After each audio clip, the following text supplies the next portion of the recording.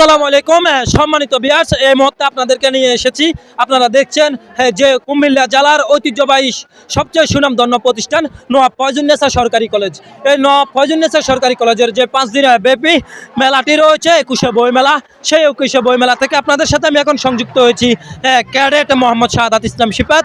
আপনাদেরকে দেখানোর চেষ্টা করতেছি যে 5 দিন ব্যাপী যে প্রোগ্রামটি হওয়ার কথা ছিল 21শে বইমেলা প্লাস পিঠা উৎসব, সে ইতিমধ্যে আজকে তৃতীয় দিনের মতো চলছে এবং কি এর মাঝে হাজার হাজার ছাত্র জনতা থেকে শুরু করে বইয়ের আনন্দ, বই পড়ার উৎসব, বই পড়ার আনন্দকে উপভোগ করার জন্য আমরা দেখছি যে বিভিন্ন হাই স্কুল থেকে শুরু করে কলেজ থেকে ভার্সিটি লেভেলের স্টুডেন্টরাও এসেছেন।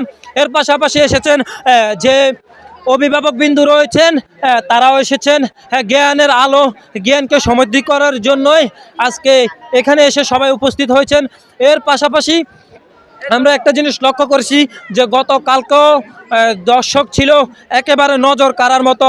আরও 2 দিন এই 21শে বইমেলাটি থাকবে প্রতি বছরের ন্যায়।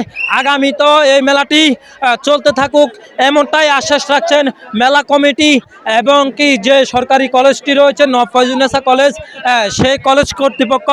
আপনাদেরকে আমি সর্বশেষ এই যে লাকসাম কলেজ থেকে সর্বশেষ যে আপডেটটি থাকবে সবার আগে আমি আপনাদেরকে দেখানোর চেষ্টা করব। আপনারা সব সময় এসটিভি প্রিমিয়ামের সাথে থাকবেন এবং কি লাইক কমেন্ট শেয়ার করে দিবেন, এর ফলে যেন সবাই দেখতে পারে।